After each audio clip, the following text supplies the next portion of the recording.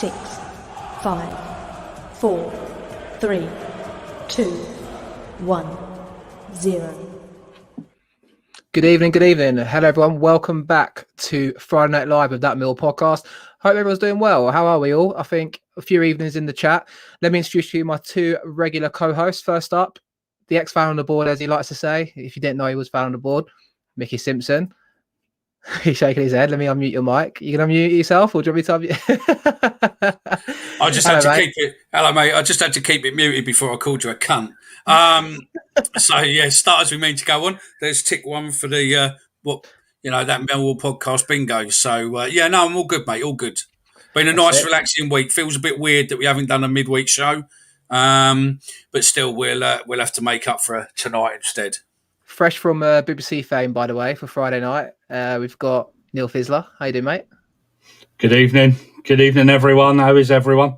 But yeah, shout out to everyone in the chat. Kevin Porter, how you doing, mate? I hope everything's okay. Same thing to Dave. Good evening. Also another Dave.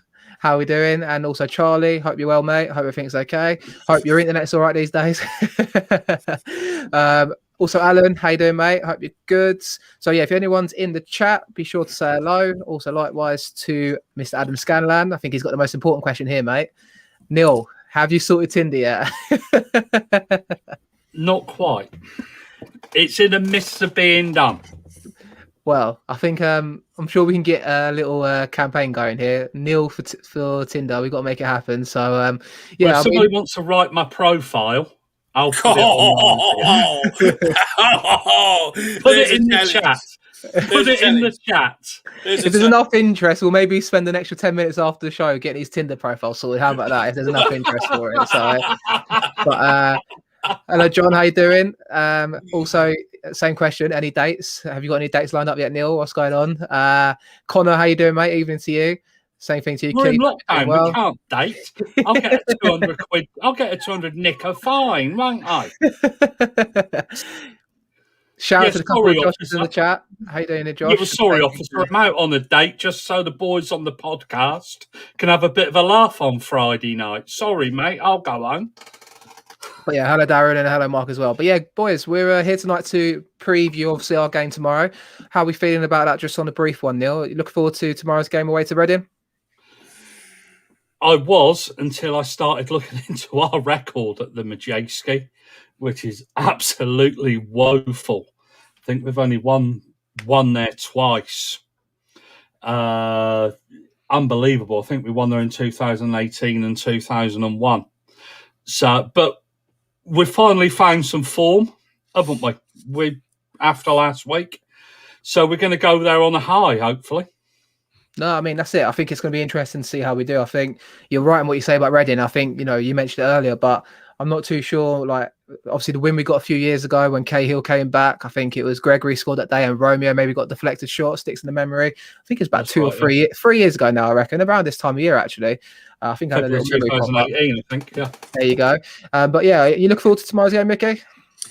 You wankers. Just as I was going to take a swig of the drink, I'm thinking he's fucking going to yak on for a little bit and I'll get a fucking swig. I've not had a beer for 2021 yet, so there's me, and I'm on the Pepsi Max, so if anyone's interested, what's everyone drinking today? Yeah. No, I think it'll be a good game. Look, I like it when we go into games and we're the underdogs, because I think that's when we perform better, when we're the underdogs. So, I think we'll be all right.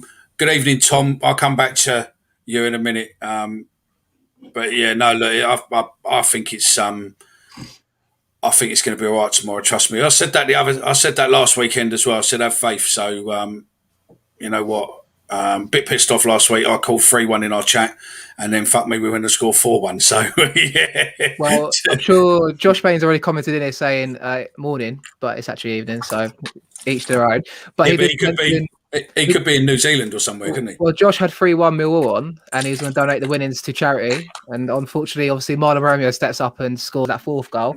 So we'll see if we can get a little. Tom Bradshaw, he got the touch on it. But if anyone wants to get a little bet going again, I mean, we'll get some predictions towards the end. Maybe we can get a little incentive going again. But yeah, I mean, obviously, we're going to talk about new signings and obviously, not new signings, obviously contracts being renewed. So I guess that's a new part to get onto. But Connor Tobin beat us to it.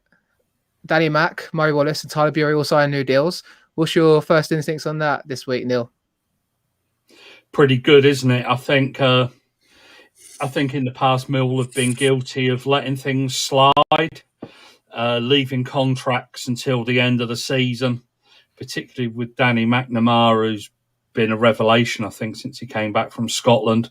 It was essential that we got him tied down, because I'm sure his agent's working overtime in pushing him around Premier League clubs and such like. So it's pretty good that we've actually swiftly got in and done our business pretty early. Tyler Bury, a player that you rate very highly, did pretty well in that Boreham Wood Cup tie, didn't he?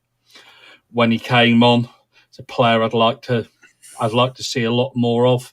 And we all know what I think of Murray Wallace. The bloke is real war, isn't he?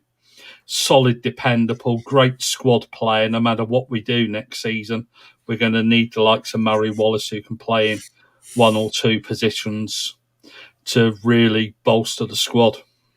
Agreed with you there. I think, it's always good to have versatile options as well. You can obviously play left back or the left wing back, so to speak, and also left side centre half. So, yeah, I think on that side, it's definitely, he's definitely a player to keep around. I think a lot of people are kind of critical. I think, no one doubts his commitment and obviously how he comes across and obviously what he gives to the side in the sense of his work rate. But I think people maybe say if we're going to try and progress in the Championship, maybe then that's when we get a little bit held back talent-wise. But if you have Scott Malone left wing back and then also Murray Wallace's backup, I don't think that does any harm whatsoever. But yeah, I mean, it's interesting. Well, I think Tyler Bury, I think it'd have been interesting if he got a loan move. I think during the week, Gary Rowett, Mickey said about, he would have liked to have moved him on if the right option came about to give him some first-team football because, he's behind Jed Wallace. You could argue he's behind a couple of other wingers in the side, isn't he? Yeah, he is. But I think what this does is shows faith what the board has in the manager, what the manager has with the club, and then obviously what he's doing is he's looking to rebuild a team. So, everyone going, route it out, where, we were saying it's not going to happen. The board obviously have got a plan. He's got a plan, and that plan is, a 2-3 year plan to rebuild. And I think that's what he's looking to do. He's secured some good youngsters coming through, what are going to be with us for a good few years, hopefully, even investment wise. I think a couple of years of us will be a good turnout for them if they turn out to be as good as they look now.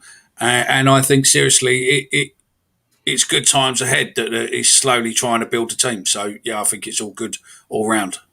I think he's obviously found the winning formula, he feels like, or at least a formula to take forward. So I think we're going to see more of this formation 5-3-2. Obviously a couple of injuries in the last few days that have come about, so to speak. It looks like Keith's going to miss out tomorrow, and so is obviously Brian Leonard, which we'll get onto in a bit. So, opportunities will be given to players like Billy Mitchell, hopefully, to come in and make an impression. So we'll talk about our 11s later on in the show. A few interesting shouts on drink here. I think Alan's come through with the old me drinking methylated spirits followed by petrol. Never mix your drinks, geezer. as long as you got the boot polish to just go with the methylated spirit, you'll be all right, fella. Yeah, don't have a fag afterwards, for God's sake. Adam's on the dark fruits. So Adam needs to be banned, by the way, for his next comment. What, saying about Ryan Woods on a permanent? Yeah. Well, that's it. So Mark McCallum saying Woods on a permanent is that a rumour, supposedly. I mean, apparently he's got another year on his deal, which wasn't something we was aware of at the time. I don't know if Stoke, executed an extra year, but I was reading somewhere the other day that he might have another year added to his contract. So I don't know. I mean, if Stoke don't want him, they've not changed management. So I guess, in that sense, the manager might still write him off. I imagine we will get him on a cheap deal. And obviously, would people take him on a permanent or not? Get the comments in below. But I think that's it. Like, I'm not sure personally. I think maybe we've got to see the best of him in the games coming up. The sides that are, below us, so to speak, or sides that we should expect to dominate games. But, I think Woods gets missed out in games, especially when we're playing a bit more on the counter-attack, Neil. I don't know what you think about that. I think we look a lot better without him, to be quite honest. Nothing against him. He's a good player. He just doesn't suit the way we play. I think everybody will agree on that. Me and Mickey have been advocates for this for quite a long time, Mick, haven't we? And he's a good player. He's going to cost us a sizable chunk of money in wages because he isn't going to come down here for a pay cut, is he? Even though football's changed with COVID and things like that. But I wouldn't take him because I don't think he fits into our style of play. And I think we look a lot better without him. But my fear is we're going to get him. Yeah, but that's my fear. My fear is that he's pals with Rowett and Harvey Bustle. Yeah, and he's heading this way on a permanent transfer next summer. I would have him on a permanent deal, though. Would you not? I mean, he's a different option. If you're looking at the side and you're thinking you've got Ben Thompson, no nonsense, Clifton Bell, probably no nonsense. You know, a couple. Ryan Leonard's obviously a bit more direct with his running as well. Then you've got Woods, who's a bit of a ball player. You do need that option, especially with Williams going on an age a little bit. No, Neil, surely. No, because he actually sees George Evans in that role, doesn't he? Right. Well, I mean, this is it though. He's talking about the ball playing. I think Evans will be playing a centre half though. I think he's right centre half or in the middle of the three. I don't know. We'll have to wait and see. But I mean, I would take him personally. I don't know. I know the chat's got some interesting ones. Will you? I like Katie's one. I'll take him if he played less. Not to miss out on a few other comments. Gary Smith here. I'd rather had Malumbi over Woods given the choice. I think Malumbi's on the bench tonight for Preston North End. Just to add a little bit of an interesting one there. You know, I think he's not getting a game at Preston, which shows. Yeah, well, we up with that one, didn't we? We really did. Josh says you're taking on the permanent price. We've got Keith. Yeah, well, that's it. Well, Keith is an interesting one, isn't it? I think. What's so funny, Mickey? Look at where's it gone? Look at Alan Smith's comment. Oh, here we go.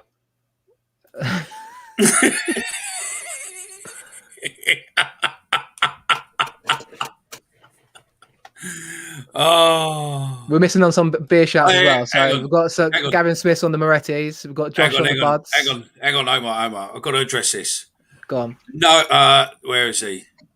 It's there, isn't it? That one. No, I don't have an issue with ginger people because I've got 2 kids what are ginger, and I pick up Neil. If you go back through the stage, I pick up Neil every time he uses a gingerism, and I pull him on it straight away. So, unfortunately, Millwall drive home, Tony.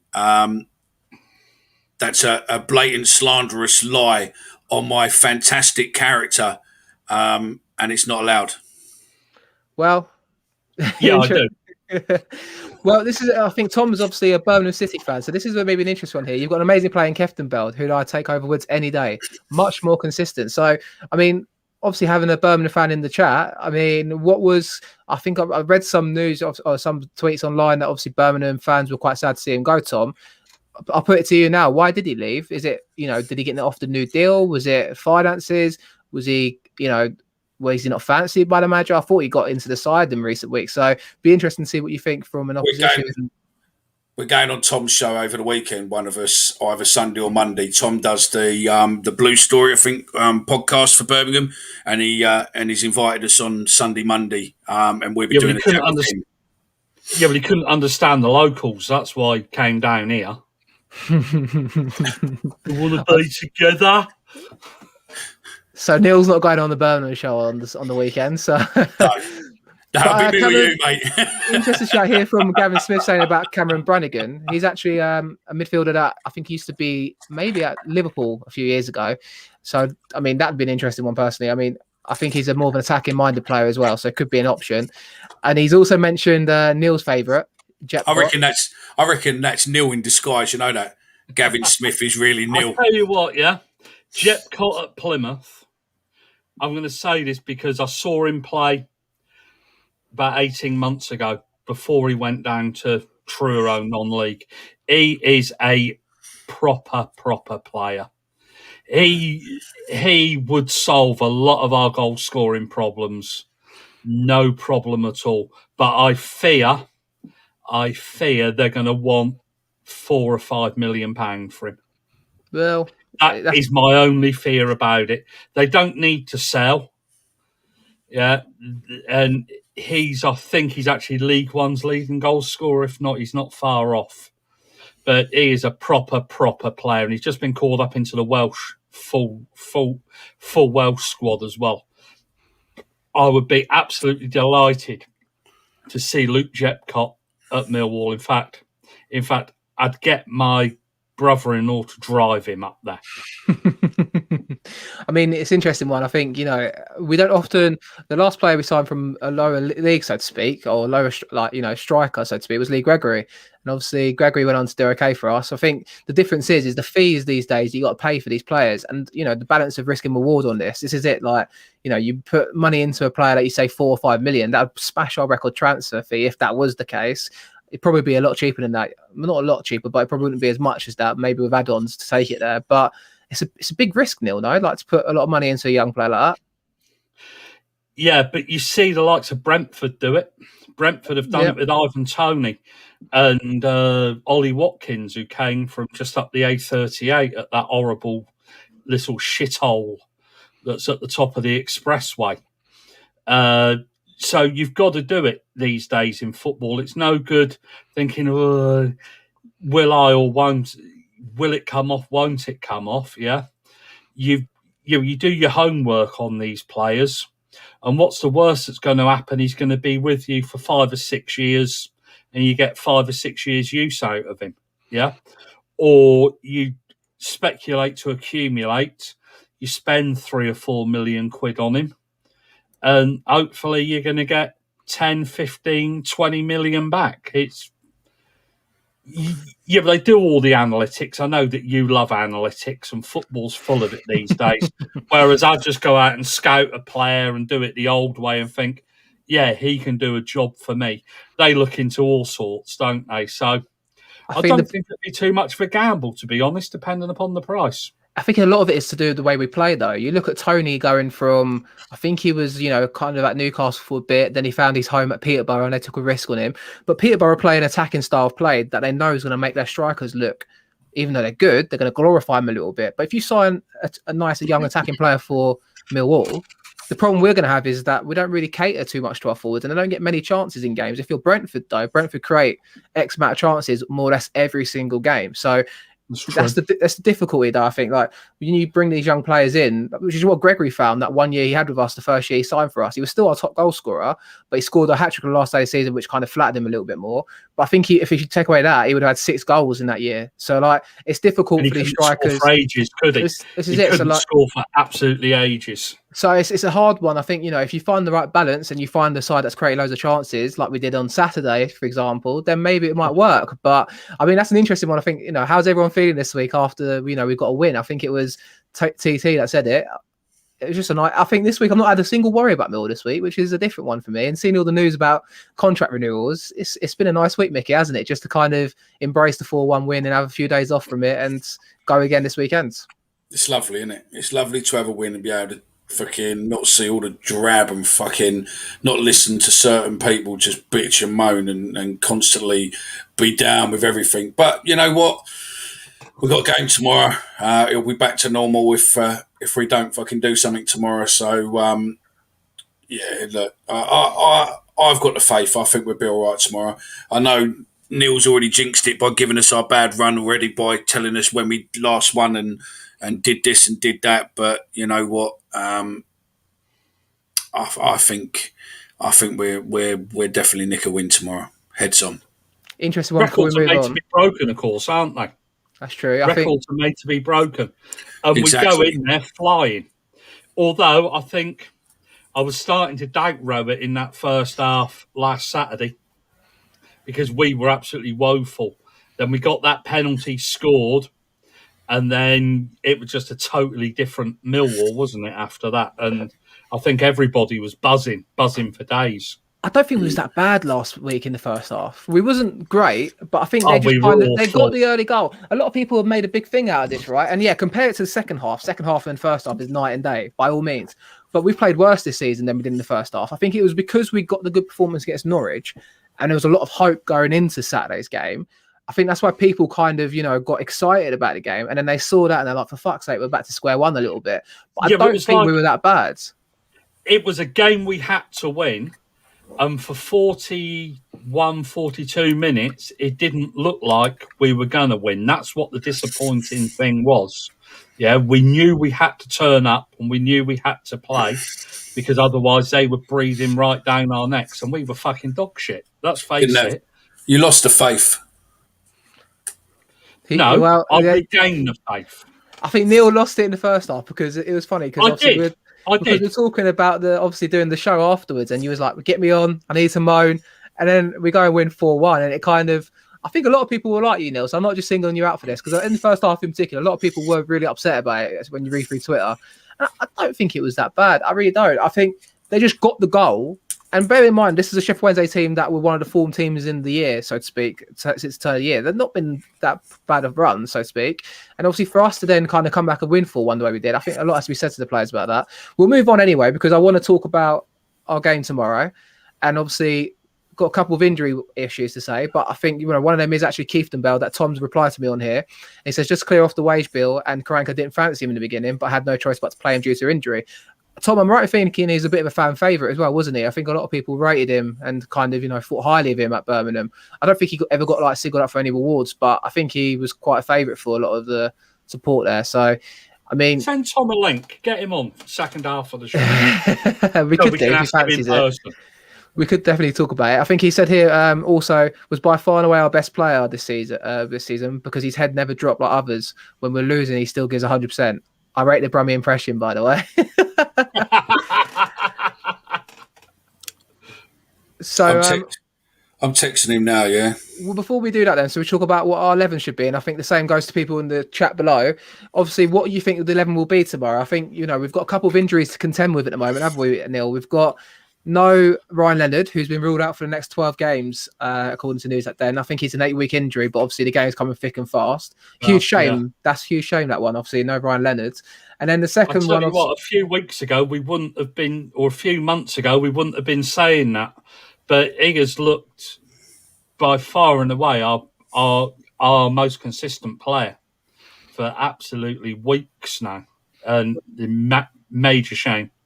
I think it's obviously he's a player that's I think he's my player of the season so far, to be honest with you. Like, he's been consistent. I'll go along with that. I don't think he's had many bad games, if one at all. He's fielding at right wing back at the start of the season, the first couple. He's played right centre half the last few. They moved up to midfield on Saturday, and his versatility and these, I think his effort he's putting into the side as well. I think his teammates recognise that as well. So, yeah, I mean, it'll be a shame. And also no Clifton Bell, supposedly. I mean, it'll be a touchman guy, I imagine, maybe makes the bench. So what's people's teams for tomorrow? I think Drive Home's kind of hit the nail on the head here saying Evans will be in midfield. I think that's what you was reckoning could happen, Neil, no? Yeah, from what I've been reading from Rowett sees him long-term as a midfielder. And I think he'll probably bring Pearson in his place. That's my view, anyway. I'm probably wrong. I'm just seeing images. Yeah. I'm just seeing images of Reading's attack, the likes of Vijaria and stuff like that, just skipping past Pearce. I personally think he might put Billy Mitchell in the deep end. I know it's risky. I know he spoke a lot about nursing him back. I've just got a feeling that Billy Mitchell comes in tomorrow.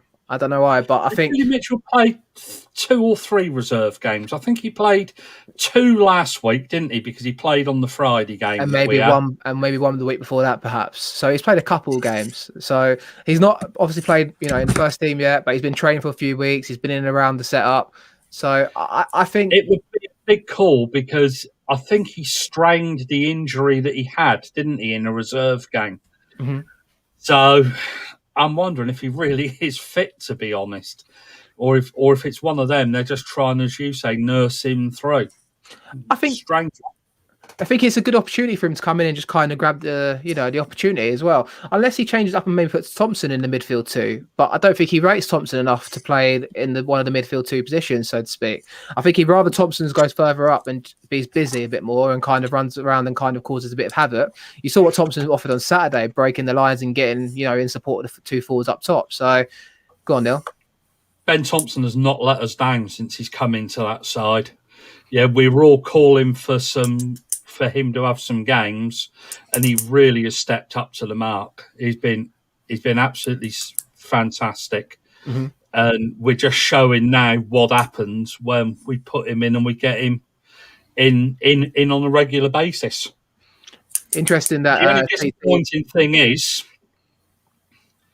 that we're going to have to play Woods in midfield. You've got an agenda against Ryan Woods here, and I think I agree with. I've not got an agenda. I just don't want him at Millwall. It's interesting conflicts here between the two, TT and Gavin here. You know, Gavin saying Pierce's legs have gone, sadly. And then I agree. TT saying Pierce was in for the strength of Joao. I personally think I'd rather have Hutchison in the heart of the defence to deal with Joao, personally, than compared to Pierce. And I'd rather have Evans stay in the back three as well and keep a settled defence.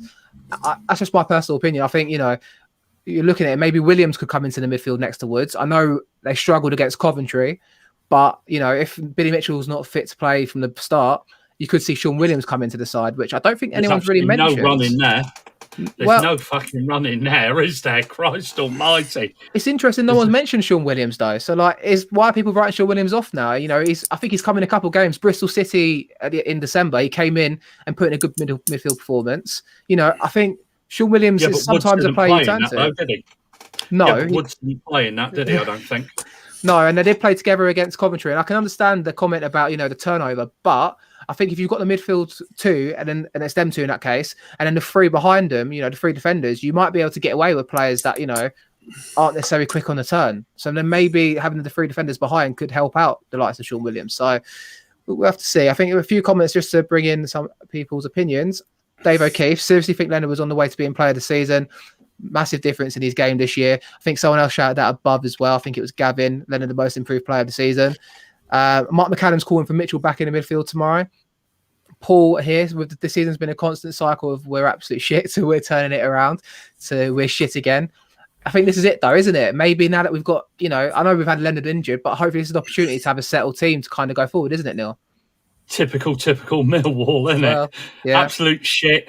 Oh yeah, no, things are looking up. Shit again, and then we go and I think we said last week somebody was doing absolute stuffing off us, and it turned out to be correct. I didn't actually think it would be Sheffield Wednesday, mind you, but but that's just what it's like as a Millwall fan, isn't it? Mm-hmm. Shit, brilliant. You just got to accept it, I think. TT saying Willow is always injured, apparently. I mean, I don't know. I've not really seen that shout. I know he misses out sometimes on the matchday squad and doesn't get involved, but I would have thought he's more. 35, isn't he? Yeah. He's 35 now? Maybe 34. 33, 34, I think. Wankers. Fucking ages, nothing. Look at Ronaldo. Yeah, but Ronaldo looks after himself. Adam's getting an early prediction in for his bet, I think. John Daly to come on and score against his former club. No. Funnily enough, on that, when I went on BBC Radio Berkshire earlier on, they mentioned the ex-Reading players. And I said that they got their own back on us for mugging them for Cooper, for Bavardson, who coincidentally he actually started for Reading the last time Millwall won at them, Jaski. Well, interesting. Fact check. But no, fucking hell, Adam, come on, man. I think Williams was starting the midfield, Wayne reckons. He did very well when he came on last week, and I did think that as well. I mean, the game was already won at that point. I think he came on when it was 3-1. Or no, did he come on for Leonard? It was when it was 1-1. I think my mind corrects in there. But so obviously, you know, I think he did do a job when he came on Saturday, personally. Here's a team shout from Darren here. He's got Dan McNamara, Evans, Hutch, Cooper, Malone, Bart in goal, obviously. He's gone Keith and Woods in the middle. I mean, if Keith's fit, who would you have if Keith's not available, Darren? And then obviously Thompson, Bradshaw, and Sahor. Interesting. No Jed Wallace. I think Wallace gets called back into the team tomorrow. No, Mickey? Yeah, I think he goes back in. He's had a nice bit of a rest. He should be. He looks trouble when he plays there. As long as he's given that freedom role, but he can cause people lots and lots of trouble. And also he takes the opposition's concentration away because the opposition wants to fucking always mark him, and it leaves some of the other ones a bit open. So he's a good decoy as well. Yeah, I mean, could be an option. I think with Wallace though, I think he's had his rest, so to speak, last Saturday, and he's got an opportunity to get back into the side. And I think, hopefully fresh from that, rest from the side, he could come into the game tomorrow and be a real threat for us. I think teams have kind of struggled to transition into our formation just yet of what we're playing. So Mickey's the one with the clicking pen. So thanks for that, Mickey. I was wondering what that noise was. But I think with Jed playing further up as well, he's picking up positions in the game where, he's affecting the game more and he's having more of an impact, especially in our attacking input. I mean, you got to credit the team though on Saturday for the second half performance without Wallace. So maybe that's showing, we have got a bit of depth and talent in our side, Neil. Yeah, well, you can't argue with what happened in the second half last week, can you? So, personally, if he isn't going to play for some reason, I would like to see Bradshaw play off Zahor. I think there's a bit of pace there, isn't there? And it would certainly give them something to think about. I know our friend, the ex-Millwall goalkeeper, who phones me on a regular basis, he really wants to see Bradshaw play off Zahor up front. And yeah, but let's face it, but I think whatever happens tomorrow, we've just got to go into it believing in ourselves. We played very well last weekend, so let's carry on with it. Let's pick up where we left off. Come on, Neil. Let's get your starting 11 for tomorrow, mate. Do you want me to do mine first, or should I Go on, do? then, you do yours first, All right, and I'll tell you if I disagree. So people put a few in. Joe Zampa's just put his in, actually, so we'll read that first. He's gone Bart, Cooper, Hutchinson, Romeo in the back three. And a few people shouting for Romeo to play right side centre half, which That's brave. The only thing I have a criticism about that is yes, he's got the pace to get himself out of position and back in position, so to speak. But Romeo's just got the liability to get on the ball and do something silly with it. And I think if you play him right centre half, he's more liable to making a mistake and getting caught out and costing the goal. That's my only worry about that. I can understand the shout and I can see the logic behind it.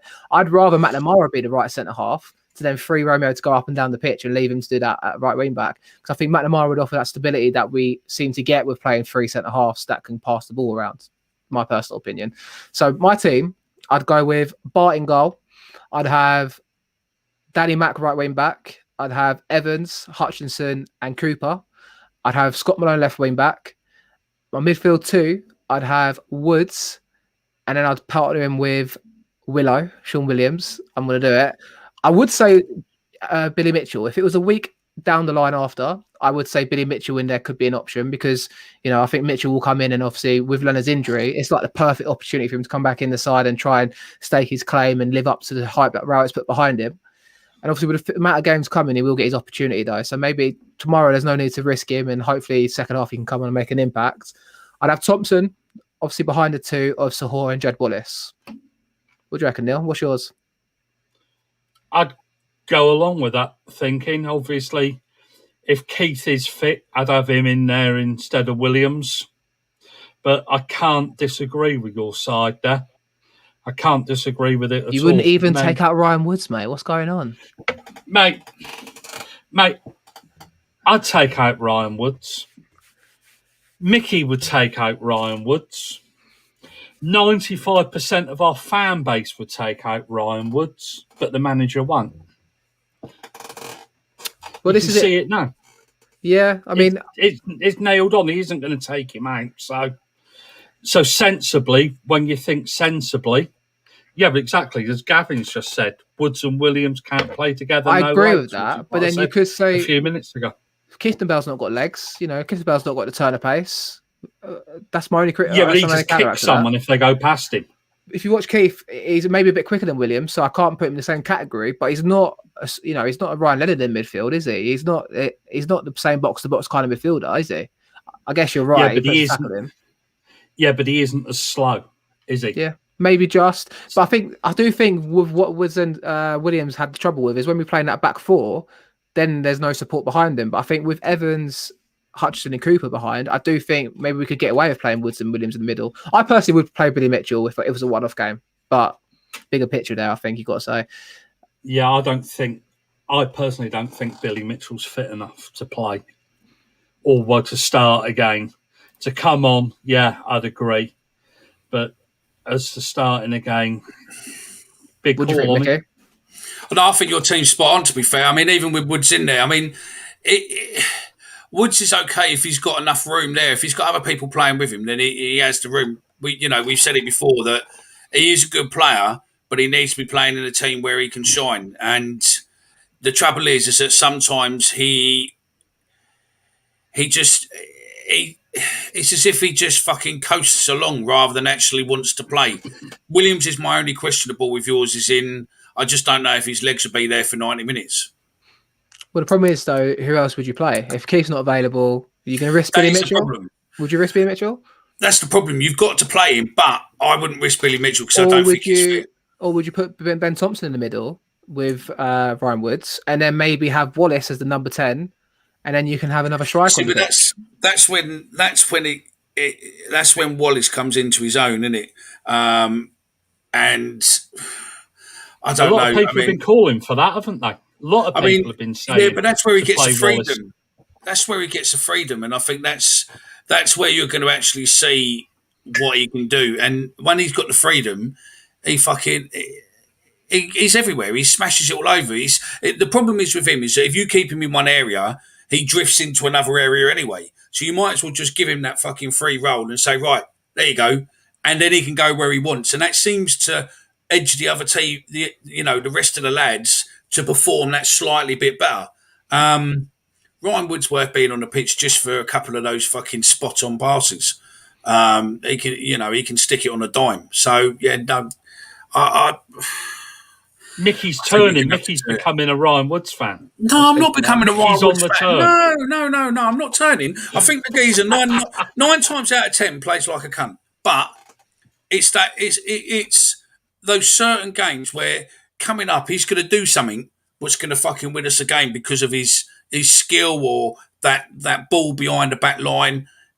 And that's it. But no, he scares me to life because he passes back more times than he passes forward. But when he does pass forward, he can stick it on the end of someone. So he's worth playing just for one of those chances to pull off. So, yeah.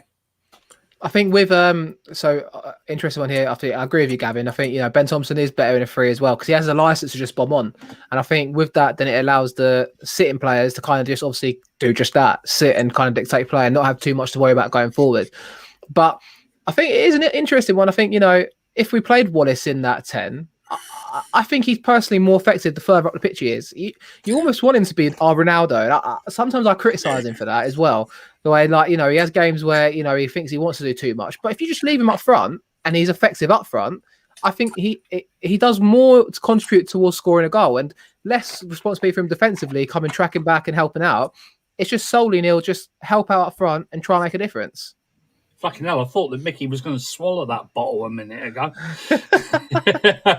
It went down in one. Well, I think we've got to find what suits Jed Wallace and the position that Jed Wallace is going to be most effective in. I would like to see him in that 10 role, and I think quite a lot of people would. So, well, what we got to lose? Nothing, really. Let's try him in it. Christ. I think we were wondering the same thing here. What are you drinking, Neil? I'm drinking summer fruits juice from Sainsbury's. It's probably more expensive than Red Diesel, that, but it probably is actually, but not as illegal. Listen, we've got from Blue Focus podcast coming on in a little bit, mate. Who's from? We've got Tom. We've got Tom coming from Blue Focus podcast. I was reading what his podcast was to give it a plug. So yeah. So look, before we go into there, can I just have a 5-minute rant, please? Of course you can. Do what you want. Right. This week, to me, and us as a show, yesterday was an important day in our history to a degree. I mean, back in the 70s, a bit of a background story. A lot of people from London moved out to Basingstoke. It was allegedly going to be this new, vibrant, big town and everything else. A lot of people moved out there with cheaper houses, lots of jobs, etc., etc., etc. February 11th, 1978, for those of you who don't know, who saw the post yesterday and possibly too young, not connected, don't know. We were playing away to Southampton on that day, February the 11th, 1978. And unfortunately, 8 of our fans on the way to the game from Basingstoke down to Southampton were involved in a very serious car accident and unfortunately lost their life. Those guys were Al Smith, Bob Bond, Bill Ward, Rodney Phillips, Stephen Medcraft, John Webb, Stephen Baines, and Stephen King. You'll see that I posted a plaque underneath the post yesterday. That was nothing to do with us. That's not ours. It's just a photo what I shared. That was actually paid for, and the money raised for that was from the Millwall forum called House of Fun. They raised all the money for that, got that all done, and that is, I think, at some point going to go up on the club so that these guys are never forgotten. My rant is I'm just a bit disappointed. I don't know if they put it in the programme last week, but I'm just a bit disappointed that the club didn't necessarily retweet or post anything for it, and a few other people connected around those things that they didn't do it. We again leading the way as always on these things, and I think I'm happy to say I'm wrong if it was in the program last week or if it's in the program today or tomorrow.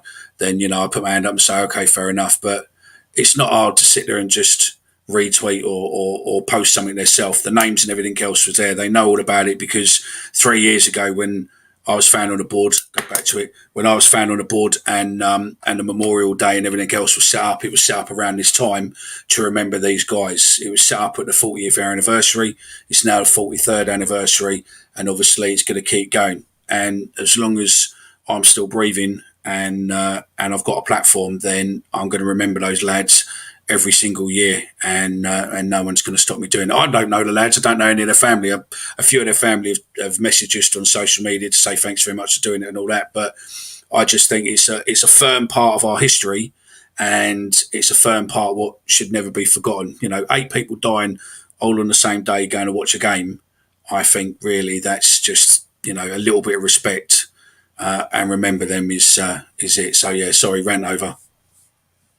Actually, Mick, I think in the late 70s, early 80s, the Player of the Year trophy was named after them.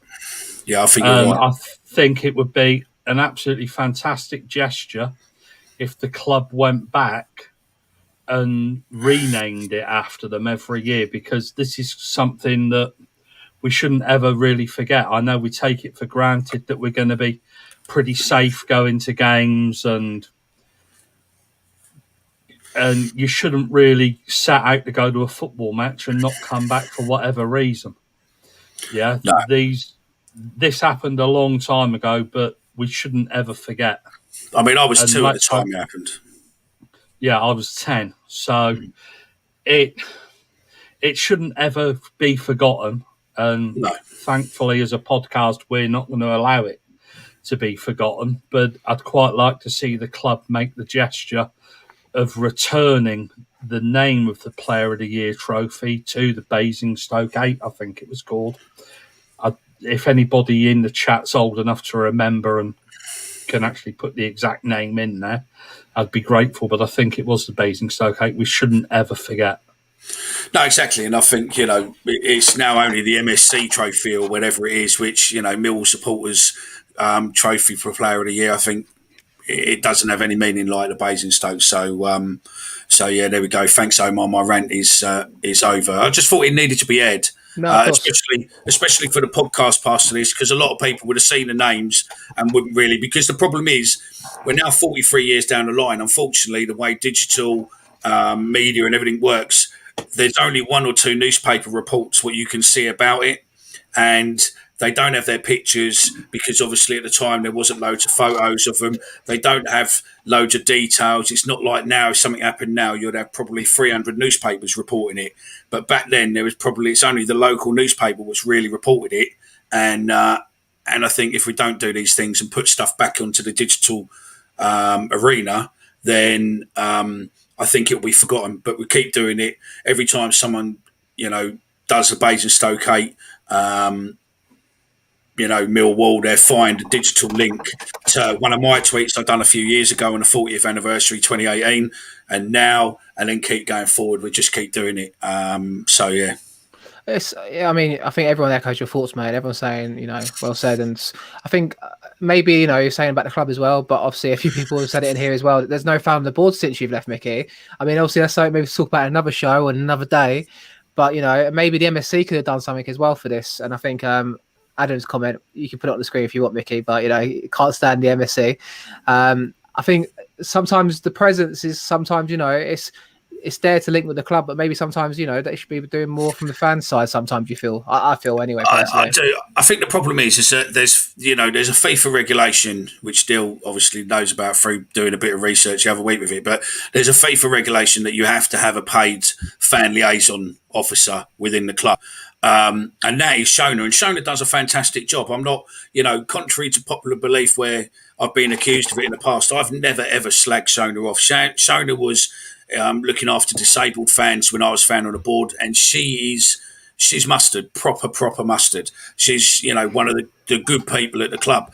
Do I think they get a fan on the board again? Probably not, because I don't think really now with Shona's role, do you necessarily need it? What you do need is probably what I suggested to a lot of people is what you need is a fans parliament as such, or a fans panel as such, so that you've got representatives from the MSC, Millwall Online, Hoff, Twitter, Facebook, etc., etc., etc. So you've got a group of people who are then all got their own platforms, what they go on Facebook, etc. So then they can have a meeting once a month or once every quarter with the club with issues, but they can get the issues from their direct fan base, and anything the club needs putting out, they can go back to their own fan. When the clubs need a survey, they've got all their fans within their set network to get reports, get stuff back. At the moment, you've got the MSC in charge of everybody. They don't represent most of the fans out there. It's no fault of their own; they just don't do it. AMS is not really there anymore. We were there for the fight, and people are keen on taking it forward, but it's not there. It's what you want it to do, and they're in a no-win situation because no one wants to join the MSC to try and change it within. And while you don't want to change it, you've got the continuing people who are there who, people say, well, you don't represent me, you don't do this, you don't do that. Well, unfortunately, you are what you are. But, sometimes we deal with things when we need to, how we do. We sit there, raise there, and we question people. We call it how it is. We don't necessarily, attack people. We call it fairly. Both sides of it. If people ever want to come back for a right of return, they're always welcome to come back. But my personal opinion is there should be no one with absolute power. There should be a rolling chair as such, and who chairs the meetings as such. Equal vote across the panel, and then they go back to their group. So, for instance, I don't know, say someone off the 45k group, because the history group's a bit of a weird one, but say the 45k group, they have a representative. Anything what needs to have a vote within their group, they can come back, put it to their group has a vote. Hoff, same as someone on Hoff, someone on Mill Online, someone on Twitter, and then literally you've then got complete fan interaction and go forward. These are my ideas. They have been suggested before. Certain people don't want certain other groups involved, don't think they're allowed to have the power, which I think that, Hoff, Mill Online, etc., have equal power. But look, we can do this another show. We're coming up to international break in a while. Maybe we can have a talk about, my time as fan on the board and do a question and answer, and I'll be as honest as I can with it. Maybe that's the best way to do it. AMS and fan on the board, we'll do it that way. Yeah, no worries. I think we're going to nip you just there because I think you've got a guest waiting in the green room, Mickey. I'll let you bring him in and introduce him. Well, I've never met Tom. We spoke briefly today. Hello, Tom. All right, mate. How you doing? You all right? Tom is a Birmingham fan who's got in contact with us today to invite, it's probably going to be Omar, to be fair, to come on your show either tomorrow or Monday to do a recording. Sunday or Monday to do a recording for their Blue Focus podcast. But look, you guys called. He answered your call. You can ask him the questions about Keith. Keep right on, right? Yeah. Thanks for coming on. Keep them coming. No worries, mate. No worries. Pleasure to be on. You look forward to our game next week? I mean, obviously, we normally have quite good games against you boys. Yeah, I tend to dread every Blues game at the moment, but I've not got much better to do in my life. So, no, obviously I'm excited, but then I've overall I'm not feeling too confident about it. Obviously, when we played you at home, it was one of our better home performances this season because we didn't lose for a change. But I think you were in a really rough spell under Rowett at the time when you came to our place. We love that game was crap, wasn't it? We that love was awful. Absolute dog shit game, wasn't it? Absolutely awful. Pissing down with rain. Yeah, the only thing that was missing was the police escort back to Broad Street, or New Street, to make it even worse. Yeah. To be fair, I remember the last time you came to our place when fans were allowed in, there was Millwall fans in the home end. They were being chased around everywhere. I don't know if you remember that. I do. So I think it's when we scored, wasn't it? I think when we celebrated, there were some fans in the far corner. I think I remember it. Yeah. Williams scored a worldie. That was it. Yeah, Sean Was, Williams yeah. scored. But yeah, I mean, I think it's on that YouTuber's video, isn't it? Smith. Didn't he do it on the Yeah. road at that game and was Yeah, he sat did. right behind it? Well, all of a sudden it starts going off and he's thinking views. Oh, I could just hear it all going off around me, and I'm like, "What's occurring?" I could hear it up at the stands and whatnot. Then I go up, have a little bit of a look, 'cause I'm curious, and then they're hiding behind the counter because it's the only way they can get away. The last time I went up there was for the night match where we won 1-0. Alan Dunn. And I think it was this time of year. Was And it it was Thompson who scored? Or was it a few years before that? Because we had a couple might of be Tuesday before nights that. up that. Because we had, I think, Alan Dunn scored, and we broke the 43-year hoodoo or something, wasn't it, Neil? Was it Yeah, but that was the game. That was the game. That Yeah. one. And Yeah. it was, I think it was about this time of the year. And it was fucking freezing. We always play It you was on horrible. a night game. It's horrible.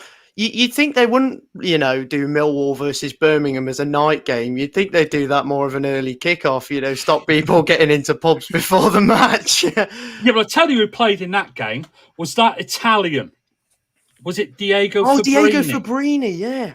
He was Yeah, quality that went for you. from us to you We Yeah. loved it, start the really. season after, didn't he? He I like was the way he said- dreadful when he came over. I loved your comment there, Tom. Yeah, he was brilliant for you. He was Yeah, fucking for you. for us.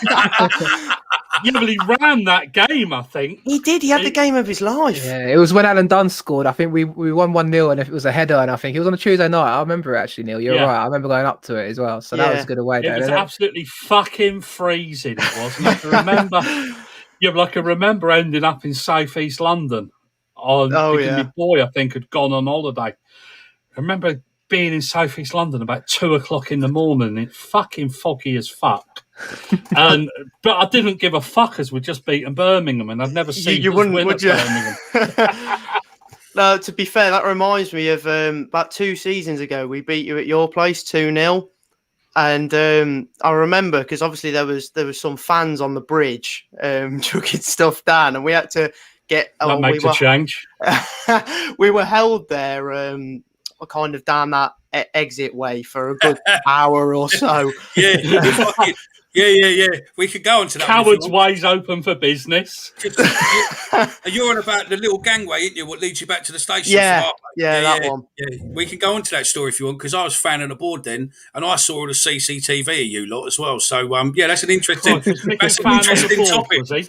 That's an interesting topic to go on to, because you lot forced the gates open and stormed the old Bill, and then when the old Bill brought the horses and the battens towards you, you run like little girls back in the other direction, which was quite comical as well. I'm not surprised. It was freezing cold that night, and it was pitch black. I just wanted to get back on the train. The other Birmingham game I remember was when we lost. Was it 5-0, 5-1? 6-0. 6-0, and Ziggett scored the hat-trick. We had Marlon two King players basically. sent off. Yeah. Yeah. We had two players sent off. One of them was Lowry, who got a standing ovation. But what's forgotten is they were sent off, I think, by John Moss, who played for us as a fucking trialist. At least he got his revenge, I suppose. Yeah, unbelievable. And then I'll never forget that game because we were fucking shite, but everybody still got a standing ovation, including the two players that got sent off. And then when you were here in the beginning, early 2000s, wasn't it? When it went to the worst football violence Metropolitan Police had ever seen. Doesn't surprise me though. Like I think Birmingham and Millwall are two very similar clubs. Stern fucking John, did you have to ruin our evening by talking about that, Nicky? What a bloke! You dominated that game, to be fair, as well. I Dion remember Dublin missed the sitter, didn't he, in that game? And he scored a worldie in the first leg. Yeah, He did. and then absolutely ballsed it up. Funnily enough, Lawrence Delalio, a good friend of mine, was at that game, the England rugby player. And he says he has never been so scared at a game of football in his life as he was that night. Yeah, I Absolutely remember shitted himself. my granddad told me that he was terrified when he was there. The fans were held back for about 3 hours, 4 hours after the game had actually finished. So I think that says enough, really. But I don't think the Blues fans will have minded because obviously we went on to win that playoff final afterwards as well against Norwich. One of the dullest playoff finals ever, but at least we won. So I think I spoke to a former player about that the other week, and I forget who it was now. And whoever won that semi-final, it was felt was nailed on to go up because Norwich weren't any good. It was Darren Ward, I think you spoke to, Neil, when he said that. Yeah, Darren Ward about that. Yeah, but I mean, let's talk about this season though. I mean, Tom, what's gone on at Birmingham? I think I'm surprised to see you guys in 23rd place in the league table. To be honest, I didn't expect to see that. Where do I start, really? To be honest, the transfer window overall, both windows have actually been pretty good windows for us. I've been quite impressed with the signings we've made, but he just doesn't play them, which, funnily enough, reminds me of Gary Rowett. My only criticism ever when he was at Blues, he'd never play new signings, particularly Che Adams. And, you look at what he went on to do. We all knew the potential was there. But no, this season, he's never stuck to a consistent side. He keeps changing and changing and changing. And honestly, you'd think there was no chemistry between the boys at all. And you know what? Every single game, we start well for the first 10 minutes, look like we're going to score, we'll concede, heads will drop for the rest of the match and just accept the loss, especially at home. Oh, we're just honestly awful. Yeah, start of the season, we were okay. We had some good wins away at Reading. We beat Brentford at home. Beat Bristol City away. We were looking like a solid mid-table side, and I felt comfortable. But as soon as I start saying, "Oh, we'll be fine this season," look at where we are now. We're 23rd in the league. You've invested quite heavily in the past as well. I mean, like Harley Dean and stuff like that. They're not cheap players, and even Neil Etheridge, is he on loan from Cardiff? I take it, or no, we bought him. So some serious money being spent. I take it, and obviously for them to be 23rd, it's not quite up to the par you'd expect from Birmingham, I guess. No, it's not good enough. I know, obviously, we've flirted with relegation for God knows how many years recently. So I feel like we're used to it. Obviously, we had all the hype at the start of the season. We really thought we were going to do well because it's Aitor Karanka. He obviously did really well at Middlesbrough. Unlucky at Forest, even though he left when they were 7th, which I don't think was bad for Forest, considering the season before that they were almost relegated. So no, I had really high expectations, but he's played completely different styles. It's like he's come here to try something new, and it's really not worked, especially with this group of players. We're more known for a battling side, grinding out wins, except now we're trying to play this kind of flair style football that's attractive, which was why Rowett got sacked by our board in the first place, because he played unattractive football. And look where that's got us. You bring me neatly onto it, because I think, we can't not ask you about Gary Rowett, because obviously, you sacked him for Zola, didn't you, when you was in the playoffs, if I'm not mistaken? Yeah, we were. So is Rowett looked as a good manager in his time at Birmingham, or what would you say is the kind of, the underlying tone from that? I think a lot of younger fans particularly always look upon Rowett favourably. I particularly liked Rowett's time at the club. There was rumours that he was looking at the Norwich job, the Fulham job, the Derby job, but they were rumours that came about after he was sacked. So, it really wouldn't surprise me that they were generated out of thin air and there wasn't much in them. There was rumour that he'd gone down to Derby, but he said that was to sort out a mortgage or something. But I know he lived in Ashby, which isn't far away from there, so it wouldn't surprise me. But no, he's definitely favourable in my eyes, and I miss the times with Gary Rowett and playing hoof it up to Donaldson.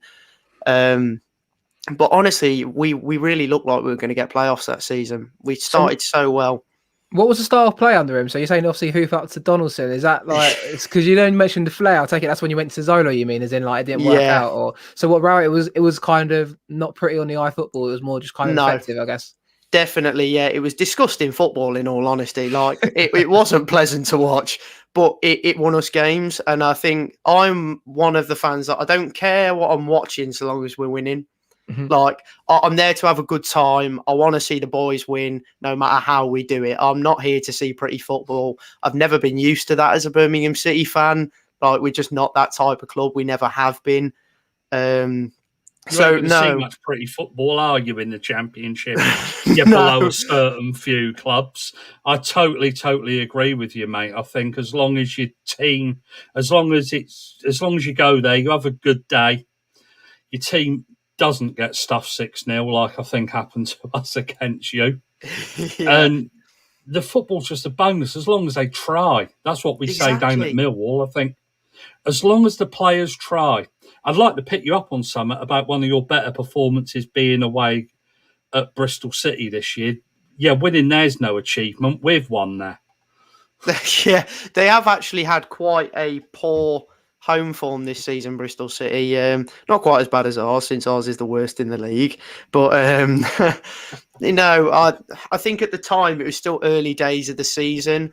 And at the time, I definitely saw the 1-0 win away at Bristol City as massive. But I mean, I doubt you guys will have seen it. But after the game, the lads were having a big celebration in the changing rooms, like we just won a trophy, and posting it all over social media. I'm like, what's occurring here, lads? Like, it's a 1-0 way at Bristol. Yeah, well done. We won a game, but we've not got promoted or anything. We're not stayed up. And, you see all the posts like, oh, I love this team.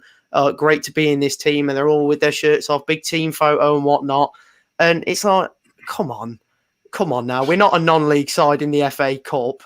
It didn't make sense to me. And ever since we actually did that, that's when the spiral downwards began.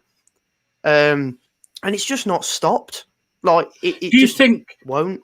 Do you think you're struggling to play Saturday, Wednesday, like the rest of us in this league? Because I think we didn't play this midweek, but I think it was the first time we've not played midweek for absolutely ages. Yeah, I definitely think we've struggled in particular. Fitness of some of the lads has been really poor. And that's why we were so gutted to see Keith Bell go in particular, because his fitness levels, despite not being in the squad that much the last few years, it was still top quality. And he was still, even if he was asked how he was training, a lot of people spoke positively of him. Then when he came back into the side, you could see that. And he's the only player that would give 100% on the field, bar maybe Dukey or even George Friend, who, in fairness, has been a revelation at the back for us. But he's been picking up little knocks that have left him out, and we've not been good enough. So, well, look, this is going to be our show. We record on a Friday night, Tom, what goes out later tonight as a podcast for tomorrow. We know we're going to get you back before on Monday or Sunday, Monday when we do a show. So we'll get your predictions and all of that for that show. But look, thanks very much for joining us and giving us a bit of an insight into you. Hopefully, no worries, lads. You'll be speaking to Omar over the weekend or Monday, no doubt, to talk real football and whatnot. And then we take your predictions. And then when your predictions fail, like they will, and we'll win, and then we'll come back and gloat. But thanks very much for coming on the drop of a hat. No worries, and much appreciated. And yeah, we'll. Hopefully you got the idea of what this is, and we'll speak to you over the weekend and get you on the normal podcast. So look, thanks very much for joining us, and we'll speak over the weekend. No worries. Thanks for having me on, guys. It's been a pleasure being on, and I've loved the podcast. I think it's a great bit of banter. So cheers for having me on. No worries. Cheers, Tom. Right, see you guys. See you later. Bye. Yeah, he's gonna fucking lose. Should we call it a night here, lads? Yeah. I think so. I think everyone looks like they're going to bed. So yeah, we're definitely. But I think just before we go back, Gavin said that Shona does a different role to what I done. She doesn't. She does the same role. It's just that the role what I did wasn't publicised. But again, we'll look at a show going forward. We'll either do something midweek or we'll do something going forward where we do some question and answers on it. And I'll let Omar and Neil interrogate me to a degree about fan on the board and AMS times and whatnot. Maybe I'll get one of the other AMS guys on or two on, and we can talk about those times as well. But I think we do it when we don't necessarily have football, or we maybe do it on the international break. Yep, no worries. I think, as always, thanks for tuning in, guys. We appreciate your comments and interactions. Neil Fizzer's got his hand up, so I'll come to him first. I think he's going to mention Into the Lions Den next week, I'm pretty sure. What's into yeah, I am going to mention Into Lions Den. Brilliant one we did with Mark Phillips this week. I told you that it was good. Next week, shall I say who it is? Yeah. Don't reveal it. We released a video. We release a clip video tomorrow at 2:00. Right, and tomorrow 2:00, you will not be disappointed. This guy, he was good. He did it at the drop of a hat. Emailed him, well up for it. He speaks very highly of the club still. Loads of stories in there, Mick. I think that you've listened to it. Yeah, no, there's loads of stories, mate. It's good. So it's gonna be a good one. So we'll actually 2:00 tomorrow. We'll reveal who it is. Yeah, and if you ain't listened to the Mark Phillips one yet, you'll find out about the Paddy Kenny incident. So you need to listen to that to find out about that, as it's something we all know, but didn't really know the truth of it. We get told part of it, and yeah, me and Neil know the whole truth, but we're not allowed to share, or else Mark will kill us. So yeah. We'll call it a day here. But anyway, thanks for tuning in, guys. We'll see you guys next Friday, and we'll be back with a couple of podcasts throughout the week. So thanks for listening, and obviously thanks for tuning in. See you soon.